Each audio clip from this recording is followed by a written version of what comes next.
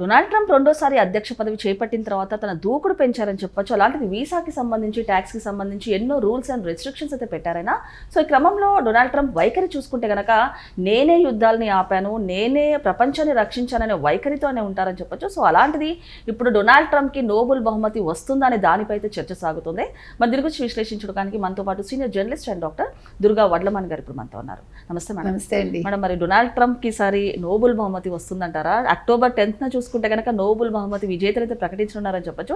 అలాంటిది తన దూకుడు పెంచారు. మొన్నటి వరకు చూసుకుంటే కనుక డొనాల్డ్ ట్రంప్ రకరకాల నిర్ణయాలతో తన డెసిషన్స్ తోటి ప్రపంచాన్ని అల్లాడించారని చెప్పొచ్చు.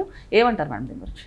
అంటే ఇవాళ భారత్ మీద ఆయన ఇంత కోపంగా ఎందుకున్నారు, ఎందుకు సుంకాలు ఇంతలా పెంచేశారు, 100% సుంకాలు ఎందుకు వేశారు అంటే అసలు ఆయన మనసులో ఏముంది అనే దానికి ఈ నోబెల్ బహుమతి ఒక సమాధానం. అంటే ఆయనకి నోబెల్ బహుమతి ప్రకటించాలని ఇది భారతదేశం కూడా ముందుకు రావాలి అనేది ఆయన ఉద్దేశంగా మనకు తెలుస్తుంది. అంటే నోబెల్ శాంతి బహుమతికి ఒక వ్యక్తి ఎంపిక కావాలంటే ఆయన శాంతి కాముకుడే ఉండాలి. కాబట్టి నేనే ప్రతి యుద్ధాన్ని ఆపుతున్నానంటాడు. ఈవెన్ పహల్గామ్ విషయంలో కూడా అదే కదా గొడవ. పహల్గామ్ యుద్ధంలో ఎప్పుడైతే భారతదేశం ఆపేద్దామని అనుకుందో ముందుగా అనౌన్స్ చేసింది ట్రంప్.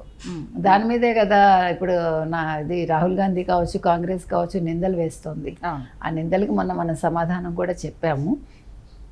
అయితే ఇవాళ హమాస్కి వార్నింగ్ ఇవ్వడంలో కావచ్చు, అంటే యుద్ధం ఆపమని గాజా విషయంలో, ఇలా ప్రతి అంశంలోనూ నేనే శాంతి కాముకుడిగా ఉన్నాను, నేనే యుద్ధాలు ఆపుతున్నాను, కాబట్టి నాకు మీరు నోబెల్ శాంతి బహుమతి ప్రకటించండి అని ఆయన కోరుకుంటున్నాడు.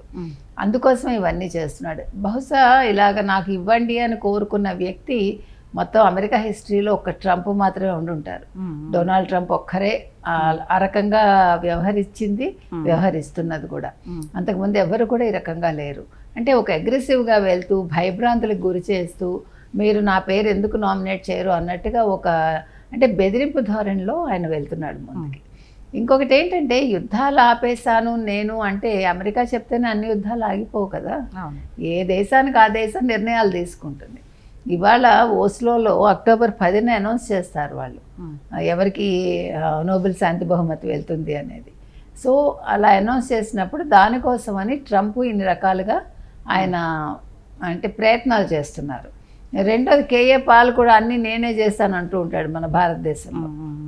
ఆయన అన్నింటికి నాకు కూడా నోబెల్ శాంతి బహుమతి కావాలి అన్నట్టు ఆ మధ్యకాలంలో వ్యాఖ్యలు చేసినట్టు. అంటే అన్ని చేసిన వాళ్ళే ఈ రోజుల్లో కామ్కుంటున్నారు మేడం. అంటే ఏం చేయకముందే ఇలాంటి ప్రకటిస్తున్నారంటే ఏంటి వాళ్ళ మానసిక స్థితి మీద ఏమన్నా డౌట్ అంటారా? మానసిక స్థితి కాదు, ఏమీ లే నాకు ఎగిరెగిరి పడుతుందని వాళ్ళు ఏమీ చేయకుండానే చేశామని చెప్పుకోవటానికి ప్రయత్నిస్తారు. నిజంగా చేసిన వాడు ఎప్పుడు ఏది ఆశించడు. కాబట్టి ఇవాళ ట్రంప్ విషయంలో కనుక మనం చూసుకున్నామంటే ఆయనకి నోబెల్ శాంతి బహుమతి వస్తుందా రాదా అనేది మన చేతుల్లో లేదు. అసలు ఒక రూల్ ఏంటంటే నోబెల్ శాంతి బహుమతికి సంబంధించి అంటే మనకు చాలా వింతగా కొత్తగా ఉండొచ్చు. 50 ఏళ్ల తర్వాత నిజంగా నోబెల్ శాంతి బహుమతికి ఫలానా వ్యక్తిని పేరుని కన్సిడర్ చేశారా లేదా అనేది తెలియడానికి 50 ఏళ్ళు ఆగాలట. ఓకే, మీకు అర్థమైంది? 50 ఏళ్ళు అంటే ఇప్పుడు అసలు ట్రంప్ పేరు నోబెల్ శాంతి బహుమతికి వాళ్ళు తీసుకున్నారా లేదా అనే అంశం ఇంకో 50 ఏళ్ల తర్వాత కానీ తెలీదు. ఇప్పుడు 75లో నోబెల్ శాంతి బహుమతికి ఎవరెవరి పేర్లు పరిగణనలోకి తీసుకున్నారు, ఎవరి పేర్లు పరిశీలించారు అన్న విషయం కూడా ఇప్పుడు తెలుస్తుంది. అక్టోబర్ 10కి తెలుస్తుంది, ఎందుకంటే 50 ఏళ్ళు అవుతుంది.